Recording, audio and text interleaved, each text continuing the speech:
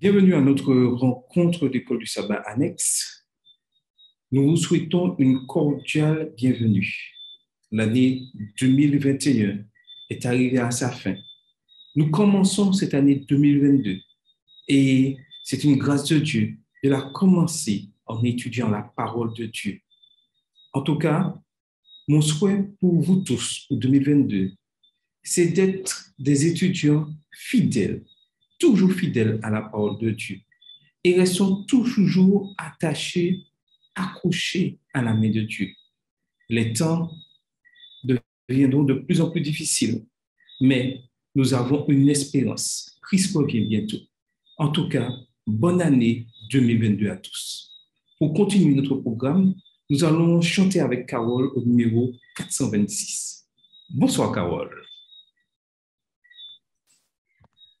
Bonsoir Charles, bonsoir à tous. J'espère que vous avez passé une belle semaine sous le regard de Dieu. Voilà, c'était la dernière semaine de l'année. Nous sommes arrivés vraiment au seuil de 2022 et déjà, par la grâce de Dieu, je vous souhaite une merveilleuse année 2022. Et pour symboliser un peu ce début d'année, je vous propose de chanter donc le 426. Je ne sais pas si vous connaissez. Si vous ne connaissez pas, ce sera l'occasion d'entendre ce chant. Et ceux qui connaissent, je vous invite à chanter avec moi, comme d'habitude. Seigneur éternel, une nouvelle année, par ta grande bonté, nous est encore donné. Puissions-nous saintement la passer sous tes yeux, voyageurs ici-bas et marchant vers les cieux. Que ce soit pour nous tous un an de bienveillance, de grâce, de progrès, d'amour, de délivrance, que notre âme suivant les appels de Jésus, goûte au pied de la croix la paix de tes élus. Nos jours sont dans tes mains, notre course est bornée. Plusieurs ne verront plus une nouvelle année. Veillons donc et prions, et s'il faut déloger, bientôt nous serons tous auprès du bon berger. Puissions-nous racheter par ton grand sacrifice, scellés de ton esprit, couverts de ta justice, nous réjouir en toi, garder le bon dépôt. Ô Seigneur Jésus, viens. Oui, Seigneur, viens bientôt. Merci Carole pour ce magnifique chant, vraiment magnifique chant, approprié pour cette nouvelle année. Nous allons incliner la tête et prier pour demander à Dieu la présence de son Saint-Esprit pour ce programme. Seigneur Dieu, nous voulons te remercier. Nous arrivons à la fin de cette année 2021. Tu nous as protégés de tout danger, de tout mal. Et tu nous permets d'être là ce soir, en ce début de l'année 2022, pour pouvoir étudier ta parole. C'est une grâce que tu nous donnes. Permets que nous puissions toujours, avec l'aide de Saint-Esprit, être des étudiants fidèles à ta parole, reconnaissant que tu es un vrai Dieu, mais surtout, donne la force de tenir ferme dans les difficultés, dans les bons moments, quoi qu'il arrive, que nous restions attachés à toi, car tu reviens bientôt nous chercher, nous avons cette espérance. Merci pour tout ce que tu fais pour nous, nous t'avons pris ton Fils pour ta gloire. Amen. Maintenant, nous passons à notre instruction de manière d'église et nous continuons dans le chapitre responsable et organisation des églises locales. Et en ce soir, nous allons voir les affaires publiques et la liberté religieuse et les ministères de publication. Donc, le département des affaires publiques et de la liberté religieuse, appelé par le sigle APLR, assure la promotion de la liberté religieuse et la défense de ce principe, en mettant particulièrement l'accent sur la liberté de conscience. La liberté religieuse comprend le droit de l'homme d'avoir ou d'adopter la religion de son choix, de changer de croyance religieuse en accord avec sa conscience, de manifester sa religion individuellement ou en communauté avec d'autres croyants, dans le culte, l'observance, la pratique, le témoignage et l'enseignement, en respectant l'égalité en droit des autres. Le responsable de la liberté religieuse au sein de l'Église locale est élu par elle et collabore tant avec le pasteur qu'avec le département APLR de la fédération ou de l'union. Il doit exercer une influence spirituelle positive, être capable d'aller à la rencontre du grand public, s'intéresser aux affaires publiques, être un correspondant efficace et se soucier de la préservation de la liberté religieuse pour le peuple de Dieu. Chaque église est considérée comme une association informelle pour la liberté religieuse et chacun de ses membres est membre de cette association. Le pasteur ou un ancien en assume la présidence. Tout ceci pour montrer que la liberté religieuse est quelque chose vraiment de capital et que nous devons tout faire pour préserver cette liberté religieuse. Mais n'oublions pas une chose, chacun est libre de son choix. Dieu a donné à chacun le libre arbitre. Nous ne pouvons forcer personne à suivre une religion.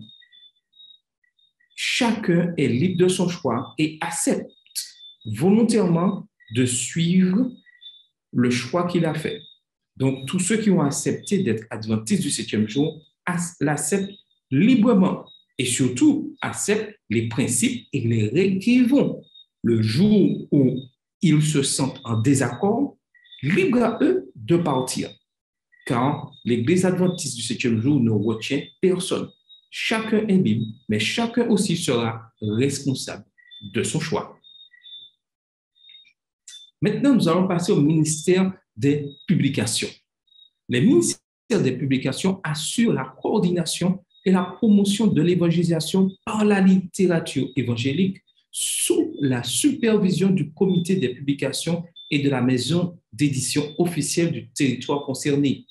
Il aide d'autres départements dans la promotion, la vente, l'offre d'abonnement au magazine de l'Église et la diffusion d'autres documents missionnaires.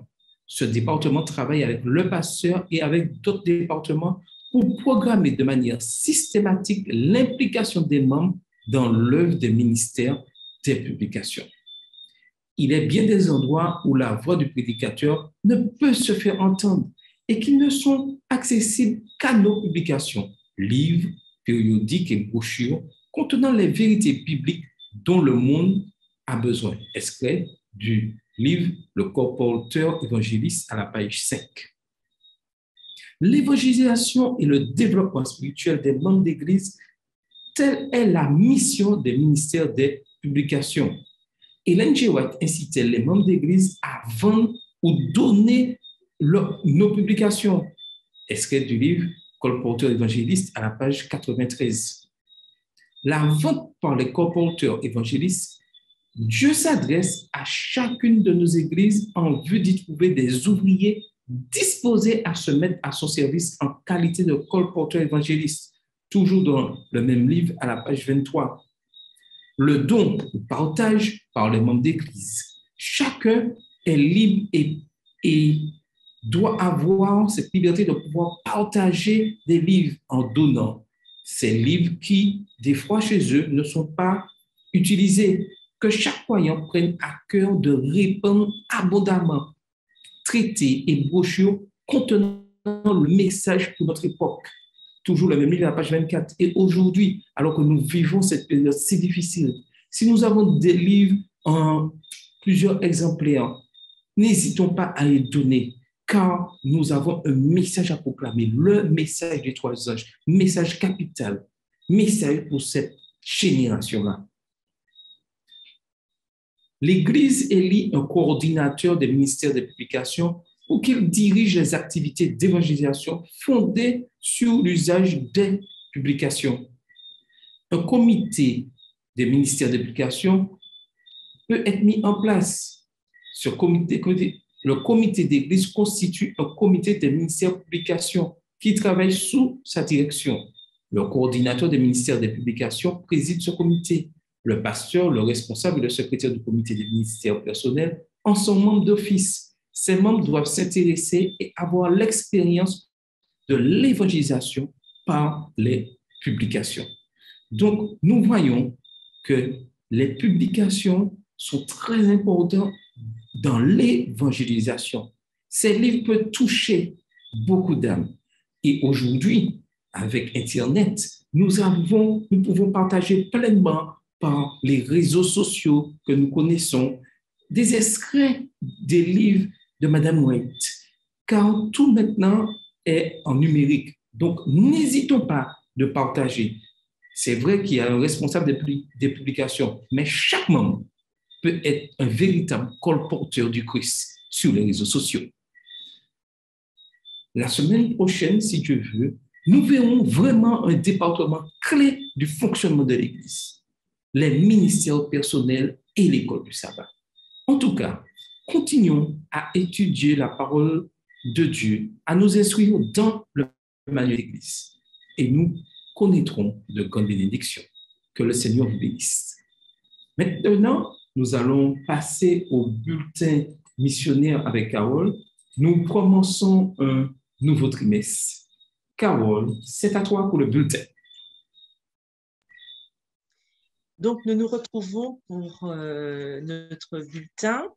Ce trimestre, donc, nous commençons à parcourir la division de l'Asie du Sud et du Pacifique. Donc, nous nous apprêtons à entendre de nouvelles histoires et de voir comment Dieu agit dans la vie des habitants de cette région. Vous pouvez voir les pays qui composent cette division sur la carte qui se trouve affichée. Aujourd'hui, nous allons au Timor oriental. Comme vous pouvez le voir, ça se trouve un petit peu entre l'Australie et l'Indonésie. Donc, c'est le numéro 4 sur la carte. C'est une petite île. Et nous allons entendre l'histoire de Mario da Costa qui a 44 ans. Le titre du bulletin est « Trouver le vrai chemin ». Il nous dit qu'il y avait beaucoup d'événements qui se passaient au moment où il raconte cette histoire et ils étaient en train de célébrer une grande fête religieuse au Timor oriental. Et il a décidé ce jour-là d'aller aux courses de chevaux. Mais pour arriver à cette piste, il devait passer devant une église adventiste. Et quand il est passé devant l'église, un homme lui courut après. Il s'appelait Mariano et c'était un ouvrier biblique. Il lui dit, si vous avez le temps, j'aimerais étudier la Bible avec vous. Est-ce que ça vous intéresserait? Mario avait étudié avec les adventistes pendant un certain temps, ça se passait dans les maisons, mais il avait arrêté parce qu'il avait l'impression que ce que les adventistes enseignaient ressemblait à ce que disait, ce qu'il entendait plutôt dans sa propre église. Donc, il avait arrêté. Pourtant, quand cet homme, Mariano, lui a parlé, il s'est senti poussé d'en savoir plus sur la Bible. Donc, il a dit à cet homme qu'après les courses, où il devait aller, il pourrait commencer à étudier. Donc, ils ont été chez lui et effectivement, l'étude biblique a eu lieu. Donc, au fur et à mesure, ils ont étudié ensemble, pendant 4 mois. Et au fur et à mesure, Mario a accepté d'aller à l'église. Et donc, tous les sabbats, il se rendait à l'église avec cet ouvrier biblique. Mais lui, il allait le sabbat avec l'ouvrier et en même temps, le dimanche, il se rendait dans son église habituelle. Et il nous dit qu'il ne voyait pas où était le mal d'aller donc le sabbat et le dimanche adorer Dieu. Mais après un certain temps, il y a un évangéliste adventiste qui est venu dans la région et ils ont étudié Daniel et Apocalypse. Et dans Daniel 7, verset 25, on peut lire ceci: « Il prononcera des paroles contre le Très-Haut, il opprimera les saints du Très-Haut, il espérera changer les temps et la loi. » Ce verset a commencé à vraiment travailler dans le cœur de Mario. Et à la maison, il nous dit qu'il ouvrit la Bible et il lut le verset encore et encore. Il prononcera des paroles contre le Très-Haut. Il opprimera les saints du Très-Haut. Il espérera changer les temps et la loi. Et il se dit, il s'avère que ce que je crois depuis des années n'est pas vrai. Il ferma la Bible et il l'a mis de côté. Il essaya de dormir, mais il ne pouvait pas. Il se demandait si les adventistes essayaient de le tromper. Peut-être, se dit-il, qu'ils m'avaient montré le verset pour me convaincre de me joindre à leur église. Et en se levant, il alluma et relut le verset. Il prononcera des paroles contre le Très-Haut, il opprimera les saints du Très-Haut. Il espérera changer les temps et la loi. Et en lisant, il se posa beaucoup de questions et il s'est rendu compte que son église avait changé l'heure du sabbat et la loi, puisque c'était bien marqué dans la Bible que le 7e jour était le sabbat. Plus tard, il réalisa que le Saint-Esprit était en train de convaincre son cœur. Il décida immédiatement de jeûner et de prier. Il se posait cette question: est-ce le samedi ou le dimanche qui est le vrai sabbat? Est-ce mon église ou l'église adventiste qui est la vraie église? Et après avoir jeûné et prié pendant une semaine, une pensée traversa son esprit. Tu ferais mieux de suivre ce qui est écrit dans la Bible. Il nous dit, je décidai de suivre la volonté de Dieu telle qu'exprimée dans les Écritures. Et il nous dit que bien qu'il ait continué à aller au temple tous les sabbats, le pasteur ne lui avait jamais proposé de se baptiser. Et après les services d'adoration, en général, ils mangeaient ensemble et ils parlaient de la Bible. Et un jour, entre l'école du sabbat et le culte, il demanda au pasteur, quand y aura-t-il une cérémonie de baptême pour les nouveaux qui veulent être baptisés? Et le pasteur lui répondit, ça dépend de la personne qui veut se faire baptiser. Nous pourrons organiser un baptême pour cette personne dès qu'elle sera prête. Et à ce moment-là, Mario prit sa décision. S'il y a une cérémonie de baptême, je veux être baptisé, dit-il. Immédiatement, le pasteur l'embrassa. Des adultes et des enfants vinrent autour de lui et l'embrassèrent aussi. Ils l'entourèrent de leurs bras et ils lui serrèrent la main aussi. Vous avez été appelé par Dieu, disait-il à Mario. Et quand il entendit ces paroles, Mario nous dit qu'il se mit à pleurer. Il avait trouvé le vrai chemin de Dieu. Aujourd'hui, Mario est ouvrier biblique et il a conduit beaucoup de gens au vrai chemin de Dieu à travers les études bibliques et la puissance du Saint-Esprit. Au cours des prochaines semaines, nous lirons d'autres articles sur plusieurs de ces personnes qui travaillent au nom de Dieu pour permettre à d'autres de le connaître. Il y a 6 ans, les offrandes du 13e sabbat avaient aidé à ouvrir la première et seule école adventiste du 7e jour au Timor oriental. Les offrandes de ce trimestre aideront à construire un dortoir à l'école afin que les enfants des villages lointains, comme ceux où Mario sert comme ouvrier biblique, puissent étudier à l'école. Merci déjà pour votre offrande. Merci déjà pour votre offrande généreuse. Et dans la rubrique culturelle ce soir, on nous apprend que la mission au Timor oriental a été organisée en 2009. Donc, nous nous rendons compte que c'est vraiment une mission très jeune. Et cette mission est directement rattachée à la division de l'Asie du Sud et du Pacifique. Il y a là-bas 696 membres qui adorent dans une église et 2 groupes, sur une population de 1 318 000 habitants. Cela représente un adventiste pour 1874 habitants. Donc, nous voyons que le chantier est encore vaste, mais Dieu continue à faire son œuvre et plusieurs se donnent à Jésus de plus en plus grâce aux ouvriers bibliques tels que Mario et Mariano qui l'a emmené à Christ par la grâce du Saint-Esprit. Donc, nous voyons que si nous continuons à prier, si nous continuons à aider par nos fonds, la mission continuera. Que l'Éternel nous bénisse et rendez-vous la prochaine fois pour une nouvelle histoire. Bon sabbat à tous et à bientôt. Merci Carole pour ce magnifique récit. Maintenant, nous allons passer à notre étude, discussion de la leçon de l'école du sabbat. Nous commençons un nouveau trimestre et au cours de ce trimestre, nous étudierons le livre des Hébreux. Et notre première leçon est l'épître adressée aux Hébreux ainsi qu'à nous. À l'origine, l'épître aux Hébreux fut lue et reçue par l'Église chrétienne primitive comme une lettre de l'apôtre Paul.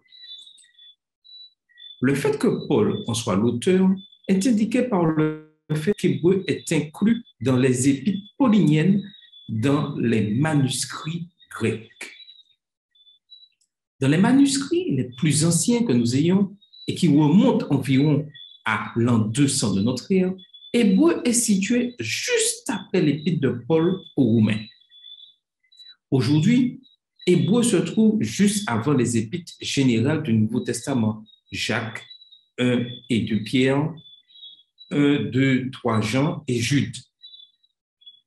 Hébreu ne commence pas de la manière épistolaire habituelle avec le protocole ordinaire. Et vous pouvez voir ceci dans Hébreu 1, les versets 1 à 3. En effet, ni le nom de Paul, ni les destinataires, ni les salutations, et ni les remerciements ne sont mentionnés, ce qui habituellement on le voit facilement et vous pouvez vous référer à Philémon 1, versets 1 à 11. Donc, nous voyons cette particularité qui se trouve dans le livre des Hébreux. Hébreu se termine cependant sur un mode épistolaire. Ici, l'auteur, dont Ellen White atteste qu'il s'agit de Paul, donne des instructions pertinentes à ses auditeurs. Je vous demande, mes frères, de supporter cette parole d'encouragement. Hébreux 13, verset 22. Et aujourd'hui, nous qui vivons au XXIe siècle, en attendant tout proche du retour de Jésus, nous avons besoin d'avoir ces paroles d'encouragement pour que nous puissions vraiment renforcer notre foi. Et si nous étudions le livre des Hébreux au premier trimestre 2022, ce n'est pas un hasard. Ceci est dirigé par le Saint-Esprit afin que nous puissions être vraiment attachés à la parole de Dieu, être encouragés dans cette voie d'attente du retour du Christ. Et nous savons que les événements ne vont pas s'améliorer, mais nous devons rester fidèle à Dieu, quoi qu'il arrive. Il salue également l'Église ainsi que ses responsables. Saluez tous ceux qui vous dirigent, ainsi que tous les saints. Hébreux 13, verset 24. En conclusion, il ajoute des vœux d'adieu, que la grâce soit avec vous tous. Hébreux 13, verset 25. Ainsi, au vu de toutes les variations que nous avons relevées, nous pouvons dire que l'Épître aux Hébreux est assez vraiment inhabituel. Nous verrons les thèmes en ce soir. La leçon de cette semaine a mis l'accent sur 3 aspects: le genre littéraire de l'Épître, son public et les derniers jours dans lesquels vivent les lecteurs. Le genre littéraire. Maintenant, voyons le genre littéraire d'Hébreux. Le style de l'Épître aux Hébreux a été identifié comme une homélie ou un sermon chrétien. Quelles sont les raisons textuelles qui font que l'on considère Hébreux comme un sermon? D'abord, Paul définit son œuvre comme une parole d'encouragement, Hébreux 13, verset 22, ce que l'on peut comprendre comme un discours oral. De la même manière, lors de leur premier voyage missionnaire, Paul et Barnabas se rendent le jour du sabbat à la synagogue d'Antioche de Pisidie. Les chefs de la synagogue demandent à Paul et Barnabé s'ils ont une parole d'encouragement pour le peuple. Tout ceci pour nous montrer que les dirigeants, quel que soit le message qu'ils apportent au peuple, doivent toujours apporter une parole d'encouragement. Paul se lève et délivre un sermon évangélique à la synagogue que l'on trouve dans Actes 13, versets 16 à 41. Deuxièmement, l'Épître aux Hébreux emploie la première personne du pluriel, nous, notre, de manière vraiment caractéristique. Cet emploi permet à celui qui parle de s'identifier à son public tout en affirmant son autorité. Troisièmement, on compte plusieurs références au fait de parler et d'écouter, plutôt que d'écrire et de lire, qui définit ailleurs la composition de Paul. Voyons quelques exemples dont nous parlons dans Hébreux 2, verset 5, au sujet duquel nous avons beaucoup de choses à dire et qui sont difficiles à expliquer puisque vous êtes devenus paresseux à écouter. Hébreux 5, verset 11. Quoique nous parlions ainsi, Hébreux 6, verset 9, or voici le point capital de ce que nous disons. Hébreux 8, verset 1. Que dirais-je encore? Hébreux 11, verset 32. Tout ceci pour vous montrer que l'autorité ne passe pas par le je. L'autorité passe par le nous qui s'inclut vraiment dans les décisions, dans les choses qui doivent être faites. Quatrièmement, nous avons tout au long de cette épître une alternance habile entre présentation et exhortation. Les orateurs de la période gréco-romaine utilisaient ce modèle afin de bien se faire comprendre sans perdre l'attention de leurs auditeurs. Ce procédé oratoire nous permet d'identifier sans hésiter les modèles d'alternance dans l'Épître aux Hébreux. Ainsi, nous observons que la présentation d'Hébreux 1 conduit directement à l'exhortation d'Hébreux 1, les versets 1 à 4. L'argument d'Hébreux 2, versets 5 à 18, se change immédiatement en une application d'Hébreux 3, verset 1. La discussion d'Hébreux 3, versets 2 à 6, est soulignée par l'expression « c'est pourquoi », qui à son tour débouche sur l'exhortation d'Hébreux 3, les versets 7 à 13. Ensuite, la présentation d'Hébreux 4, les versets 2 à 10, débouche sur la présentation d'Hébreux 4, les versets 11 à 16, etc.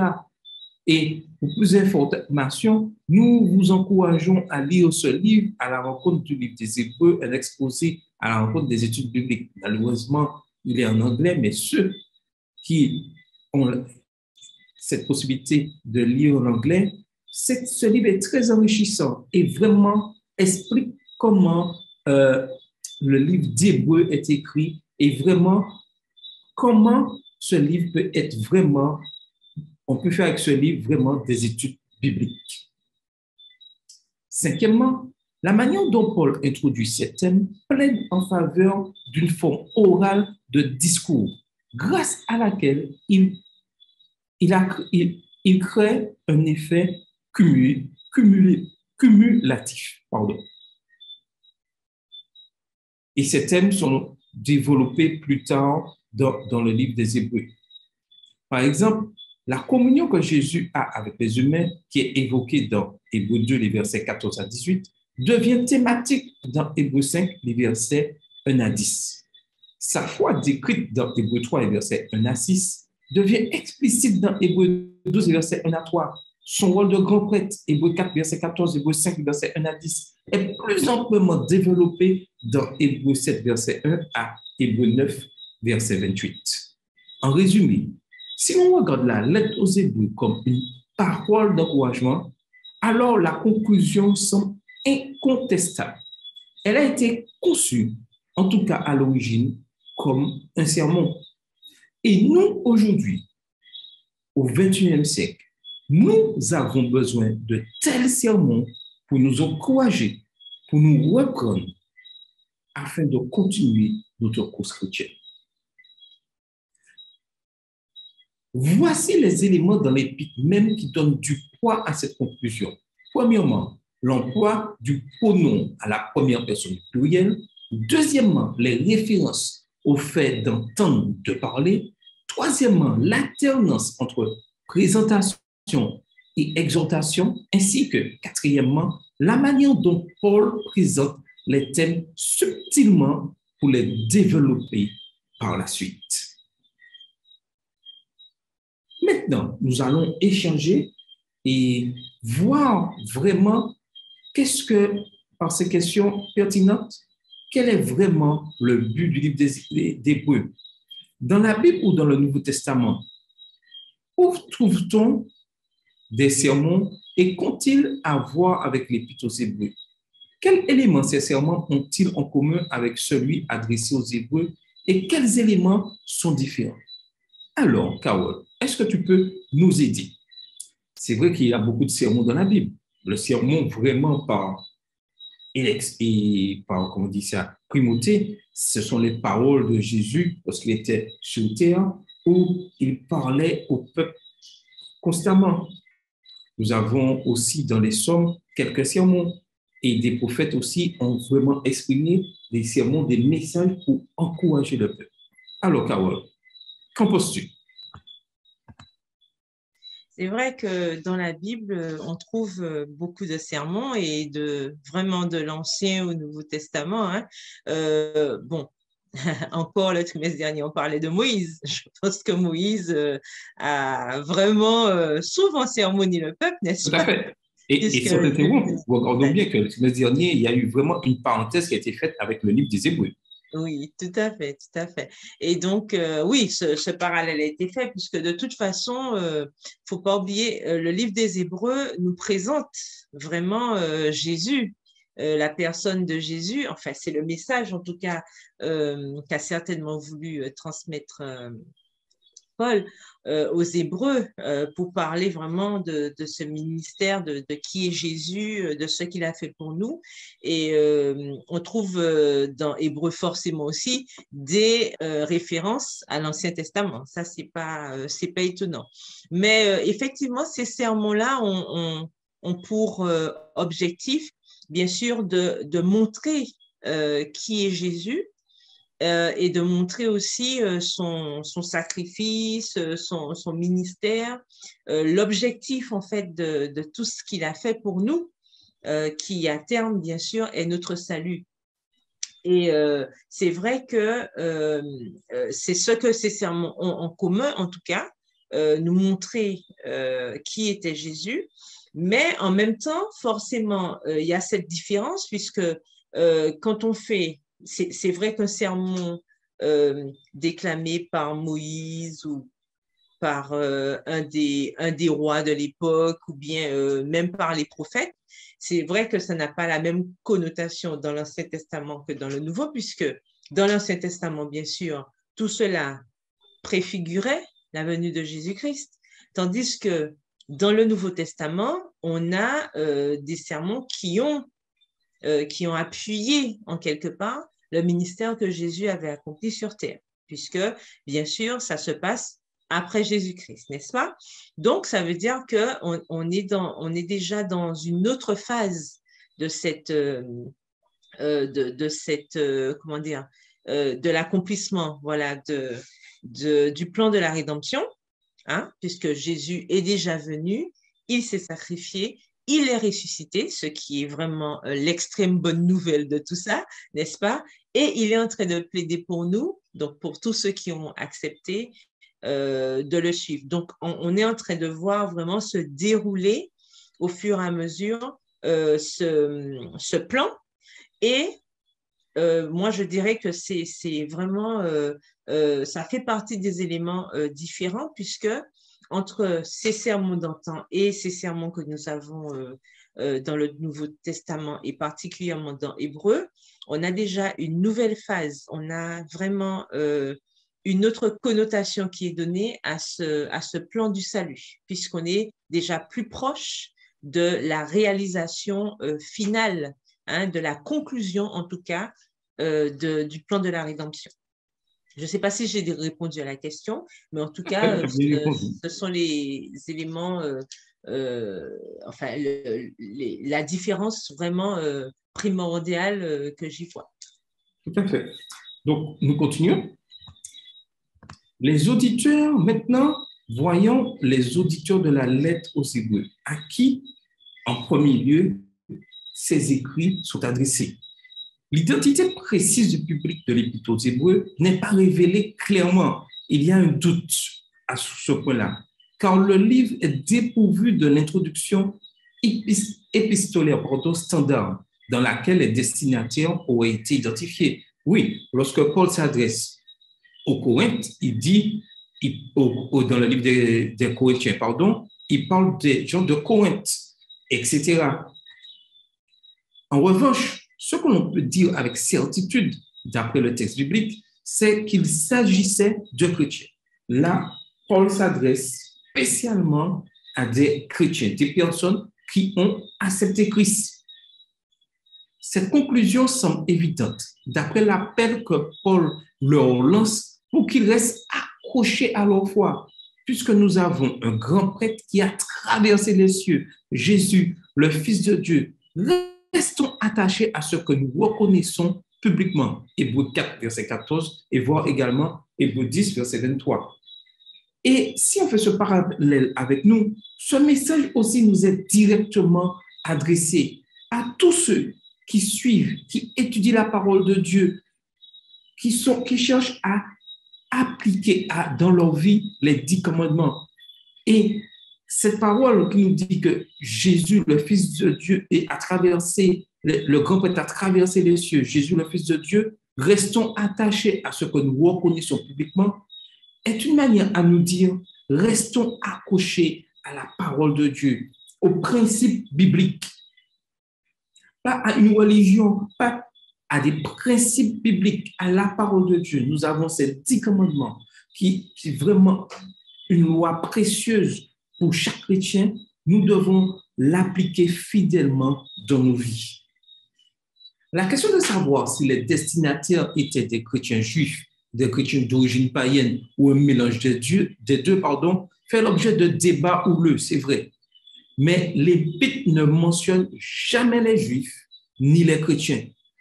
Donc, c'est pour ceci que pour nous dire que ce message est adressé à tous ceux, au livre des Hébreux, qui ont décidé de rester fidèles aux 10 commandements de Dieu.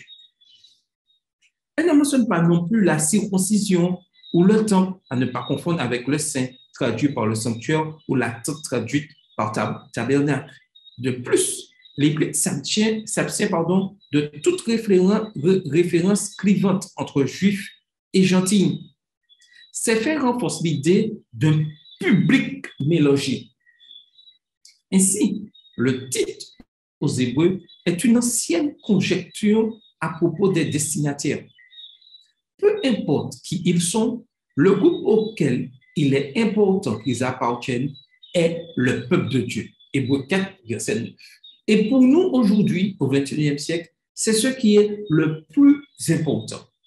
Appartenir au peuple de Dieu. Et le peuple de Dieu respecte, applique et partage les 10 commandements. Partage ce message des 3 anges que Jésus revient bientôt. Voilà les caractéristiques du peuple de Dieu que l'on découvre dans le livre des Hébreux. L'épître a été adressée à une communauté de chrétiens qui, de toute évidence, avait subi une expérience en 3 étapes au moins. La première phase fut marquée par l'évangélisation menée par les témoins oculaires et auditifs de Christ. Hébreux 2, verset 3. Ce que nous, aujourd'hui, nous avons vécu. Nous avons connu cette évangélisation qui, avec ces témoins, nous ont amenés à accepter cette loi de Dieu et cette grâce de Dieu aussi qui va avec. Cette phase s'accompagna de signes divins, de miracles, de l'effusion du Saint-Esprit, Hébreux 2, verset 4. Ces individus qui devenaient chrétiens au cours de cette phase étaient éclairés, avaient goûté le don céleste, avaient eu part à l'Esprit Saint et avaient goûté la bonne parole de Dieu et les puissances du monde à venir, Hébreux 6 et versets 4 et 5. À travers ces expériences, la communauté développa son identité de groupe et se distinguait du monde extérieur. La deuxième phase fut marquée par la persécution venue du dehors, tandis que ceux qui faisaient partie de la communauté faisaient preuve de solidarité entre eux. Hébreux 10, versets 32 à 33. Et si on fait ces parallèles à nous, nous sommes souvent, à ceux qui respectent les commandements de Dieu, nous sommes souvent persécutés parce que nous avons décidé d'être fidèles à la parole de Dieu. La persécution devint en ce temps-là terriblement intense. Cependant, Paul se souvient que les auditeurs avaient accepté avec joie qu'on leur arrache leur bien. Hébreux 10, verset 34. Une persécution aussi violente sur une période prolongée peut conduire à l'épuisement, au doute et au malaise. Cette condition semble être le problème de la troisième phase. C'est pourquoi Paul délivre un sermon aussi passionné. Il souhaite encourager, exhorter et avertir ses auditeurs.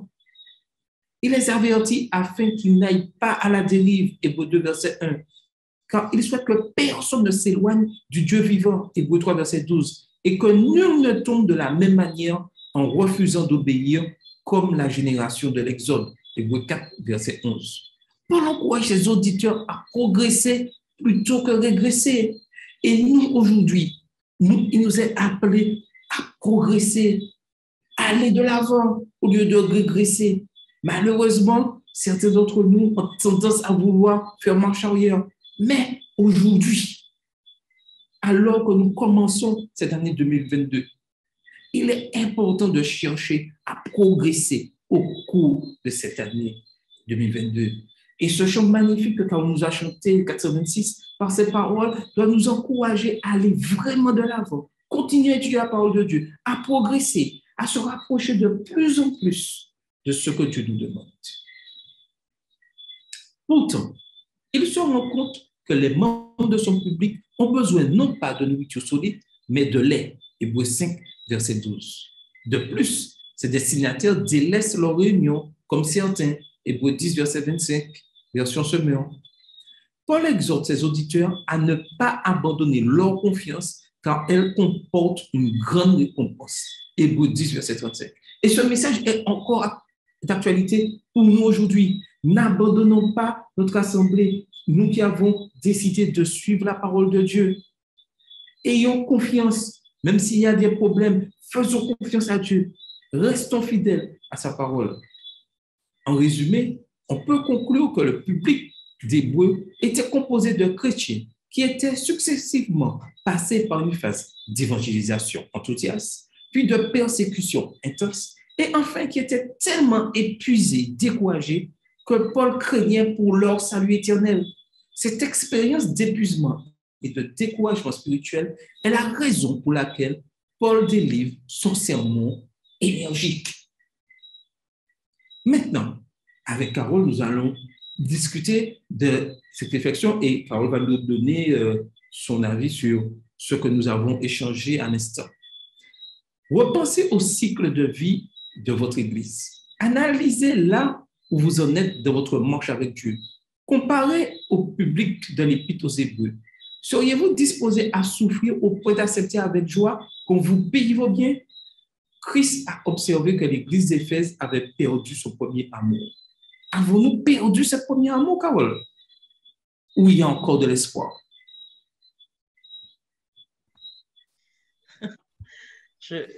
La question est intéressante puisque, en fait, on se rend compte que tout est une question d'expérience. On voit bien dans la question qui est posée, on parle de cycle de vie de notre Église.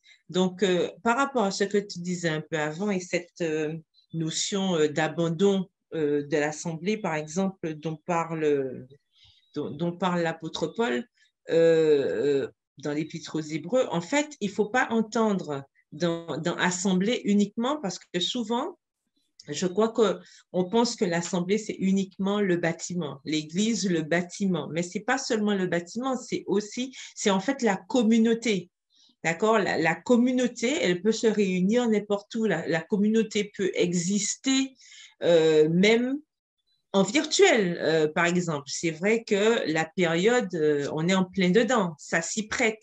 Et on a l'impression aujourd'hui que si on n'est pas dans le bâtiment, si on n'est pas entre quatre murs, si on n'est pas sur des bancs, littéralement, ça veut dire que l'Église n'existe plus. Or, c'est faux. Et dans ça, justement, dans ce que nous sommes en train de vivre actuellement et dans ce que dit l'apôtre Paul, on sent bien, puisque à l'époque, ces chrétiens étaient persécutés, n'est-ce pas? Et toute la souffrance qui était subie poussait presque au découragement des fois. Et on se rend compte que Paul est en train de les exhorter, de les encourager à continuer. Et ça vaut aussi pour nous aujourd'hui. Lorsque nous repensons au cycle de vie de notre Église, c'est vrai que l'Église a évolué. Bon, elle a commencé à un moment T, elle a évolué.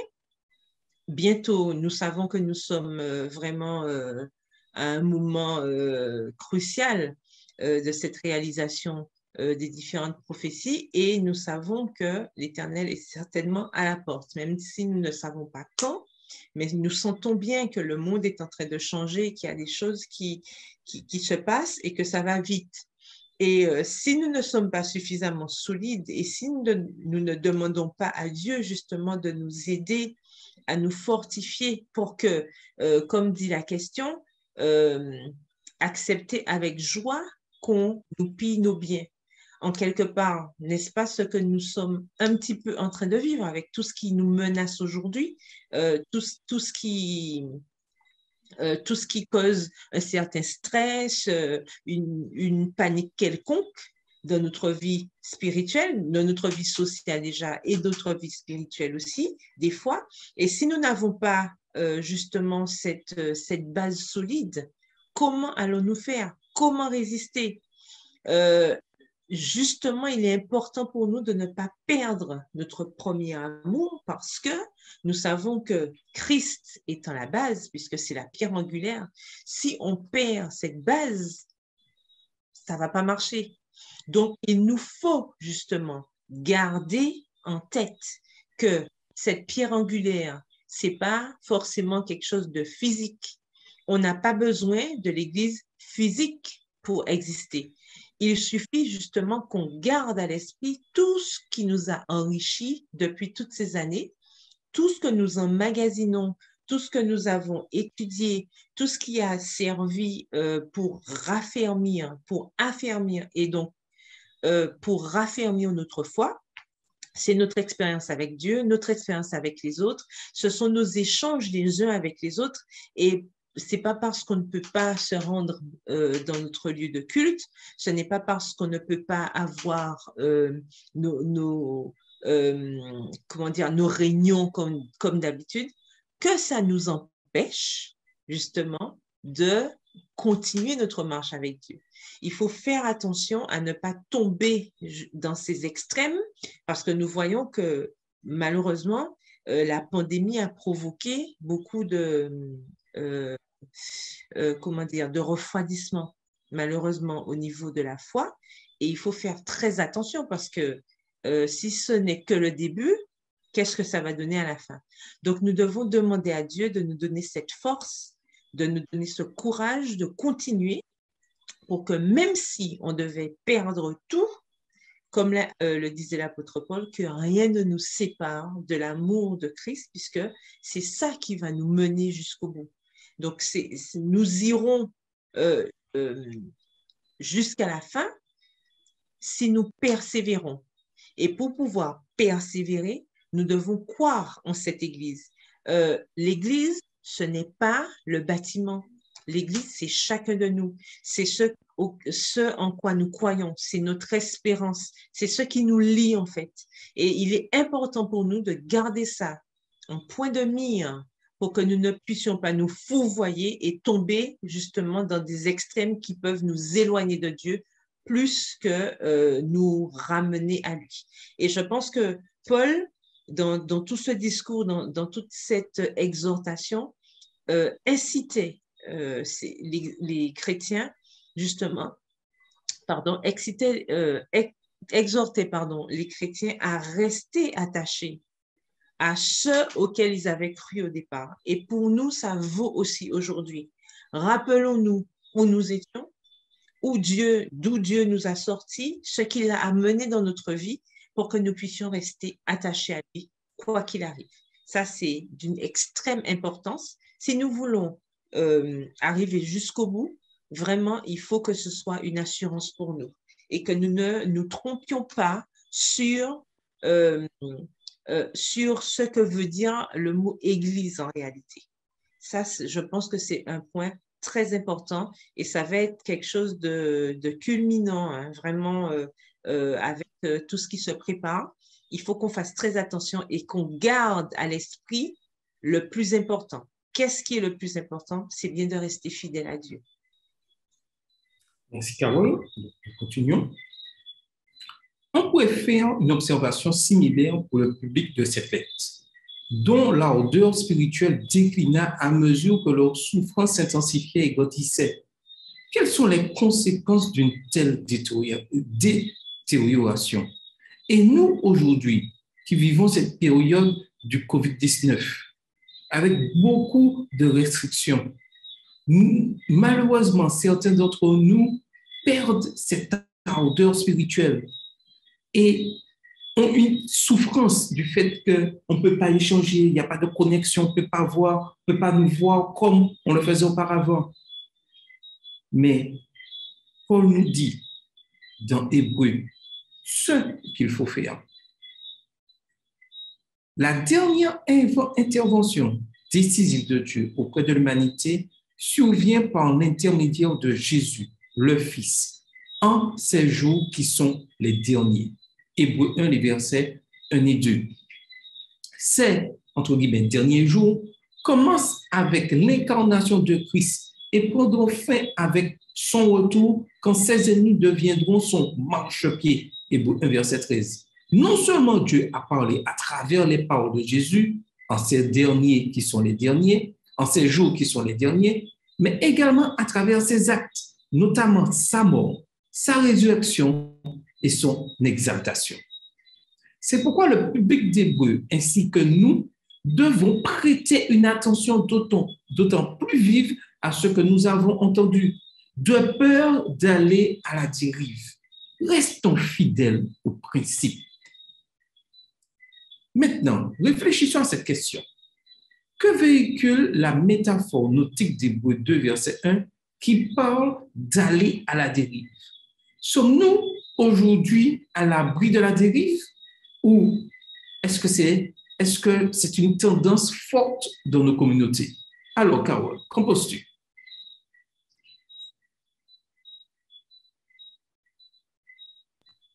Oui, bon, on a répondu un petit peu à cette question quand nous disions qu'il faut faire attention puisque cette métaphore justement montre que lorsqu'il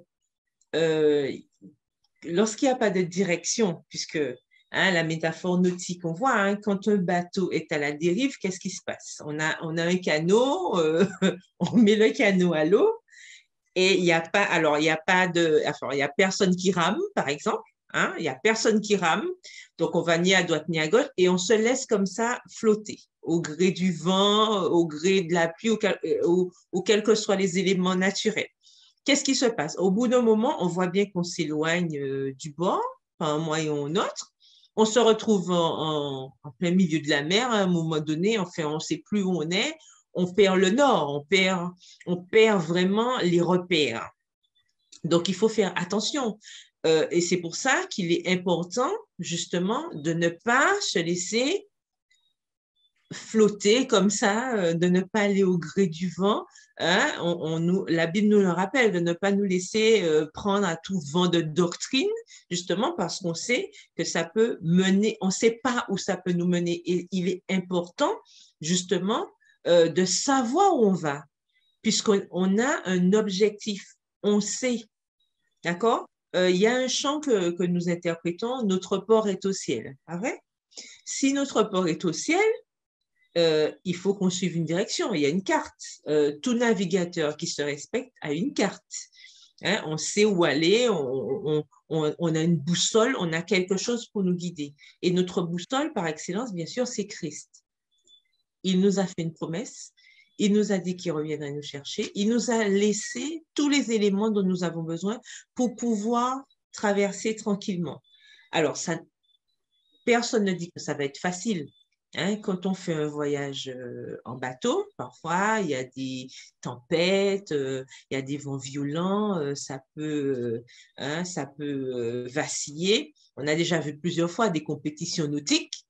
On voit bien que c'est pas toujours facile pour les skippers la traversée, mais ils sont très heureux quand ils arrivent au port. Dernièrement, nous avions Jacques Vabre, bien sûr, en Martinique. On a bien vu que ça n'a pas été évident pour tout le monde. D'ailleurs, chacun arrive l'un après l'autre, c'est pas évident, avec sa propre expérience, avec ses propres déboires. Donc, on voit bien que ce n'est pas quelque chose de facile. Néanmoins, on arrive quand même au port. Ils sont quand même arrivés au port. Donc, on voit bien que lorsqu'il y a un objectif, lorsqu'on suit une carte, on a une direction, on finit par y arriver. Donc, c'est pareil pour nous. Il est très important de ne pas nous laisser flotter au gré du vent, puisque quand on flotte au gré du vent, on ne sait pas où on va arriver. Et parfois, c'est loin de Dieu, voire trop loin parfois. Donc, il est important pour nous de garder,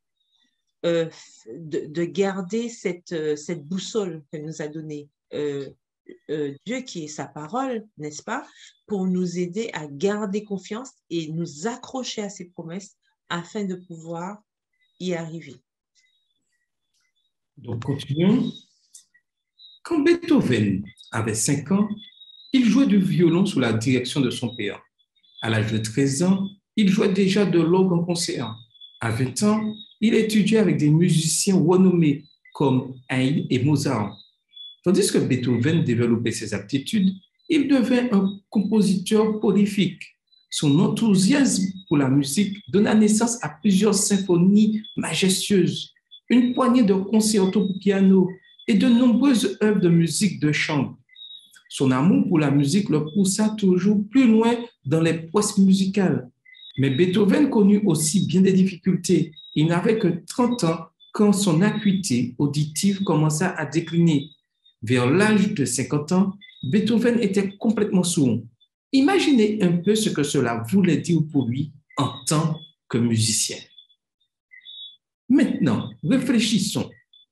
Mettez-vous à la place des auditeurs de l'Épître aux Hébreux. Alors que vous êtes au sommet de votre enthousiasme chrétien, une catastrophe inattendue survient. Comment réagiriez-vous au sermon de cette lettre dans ce cas? Comme Beethoven, quelque chose de grave arrête, pourrait nous empêcher d'avancer.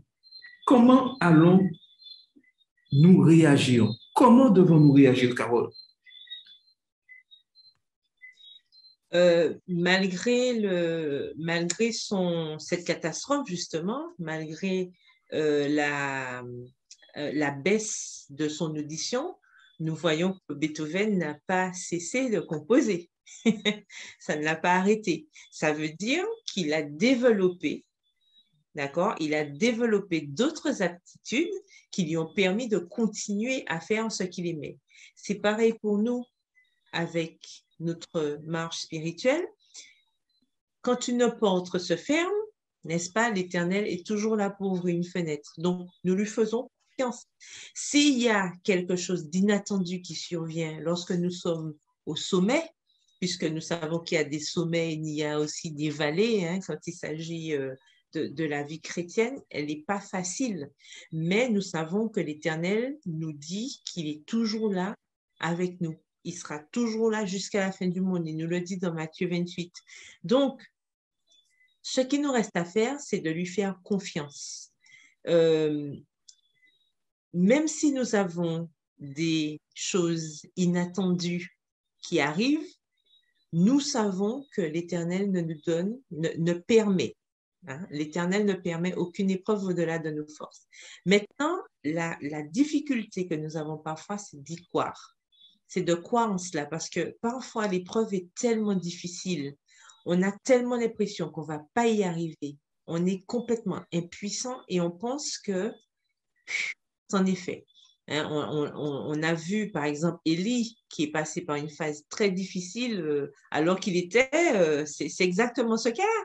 Élie, qu'est-ce qui s'est passé? Ben, quand il a tué tous les prophètes, tout ça, ben, il était en pleine forme. Et subitement, il y a eu ce coup de mou, il y a eu cette dépression qui est venue subitement. Et donc, c'est vrai que des fois, on se sent très fort spirituellement et puis, boum, il y a quelque chose qui arrive. On se sent super faible et on a l'impression qu'on ne va pas y arriver. Mais l'Éternel est toujours là pour nous dire, non, mon enfant, je suis là et je te soutiens. Je te soutiens de ma droite triomphante. Donc, tout ce qu'il nous reste à faire, c'est d'avoir confiance. Face à cette lettre, justement, pour les encourager, les booster et tout, c'est sûr qu'en faisant confiance à cet engagement qui a été pris au départ, quand ils ont accepté de suivre Jésus, c'est sûr que ça a dû booster les chrétiens de cette époque. Et pour nous aussi, c'est pareil. Nous avons fait le choix de suivre Dieu. Nous savons que ce ne sera pas facile, mais par sa grâce, nous pouvons y arriver. Il donne toujours la force à ses enfants d'affronter les difficultés. Donc, même quand c'est inattendu, avec Dieu, il n'y a pas de hasard. Et avec Dieu, rien n'est inattendu parce qu'il sait déjà tout. Donc, à partir du moment où on sait qu'on fait confiance à quelqu'un pour qui l'inattendu n'existe pas, nous avons toutes les raisons de pouvoir être sereins pour continuer malgré la difficulté, hein, malgré l'épreuve, continuer à aller de l'avant avec la force qu'il nous donne. Merci, Carole. Maintenant, je veux vous laisser avec ces questions de réflexion afin que nous puissions bien comprendre ce que Dieu nous demande. Et Carole nous fera une prière pour conclure ce programme. Quelle est mon attente pour l'avenir?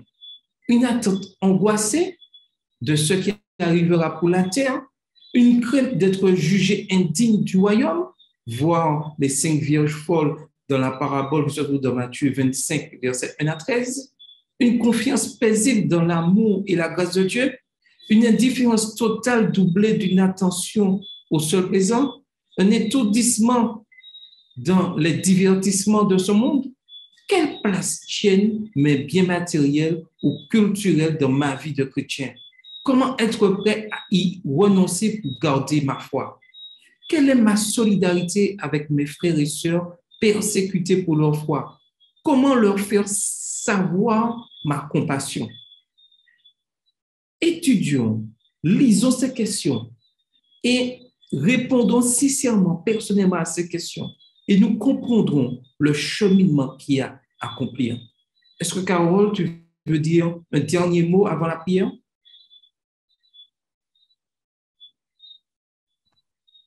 Je crois que tu as tout dit en quelque part. Il nous faut vraiment garder notre espérance.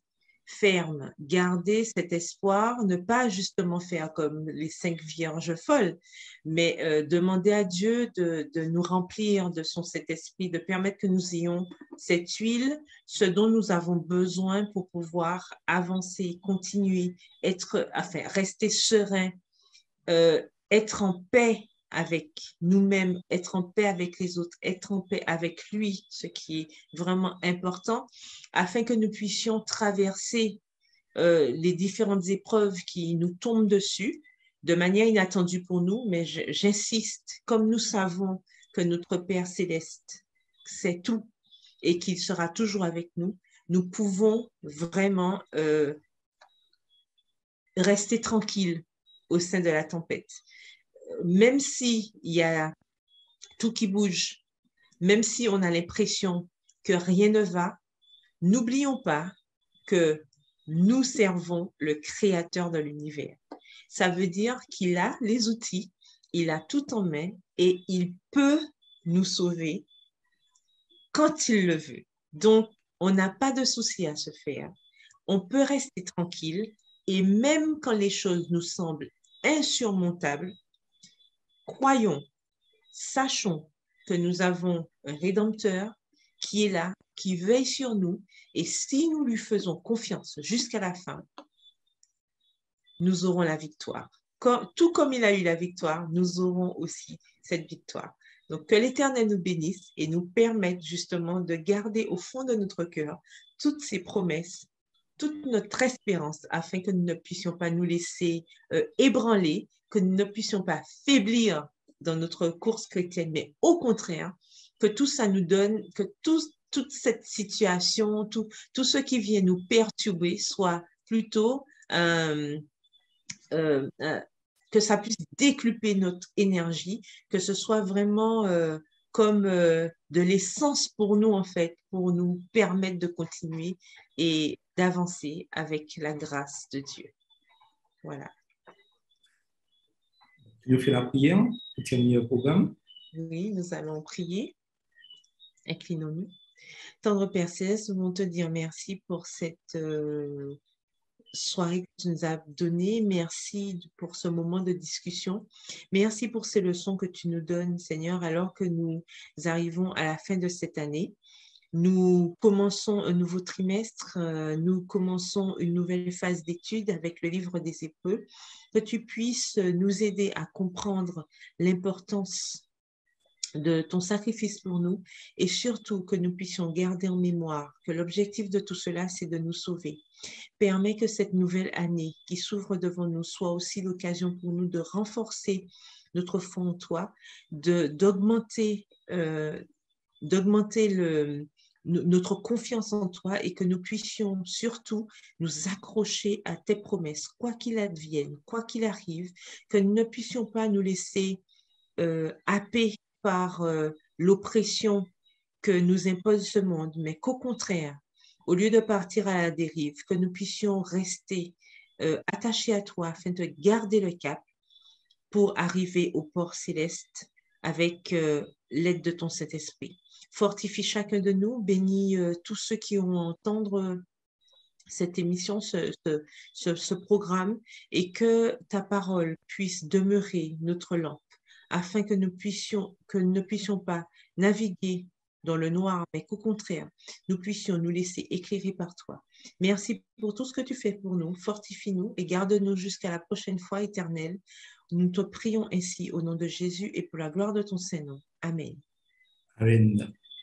Donc, la semaine prochaine, si Dieu veut, nous verrons la leçon 2, le message de l'Épître aux Hébreux.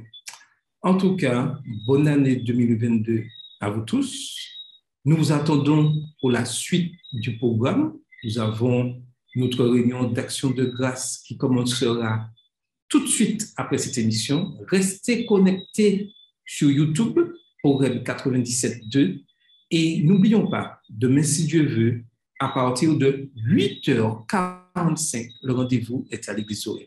Bon sabbat à tous, bonne année 2022, une année 2022 spéciale, car elle commence et se terminera par un sabbat. Bon sabbat à tous. Bon sabbat, bonne année à tous, à bientôt.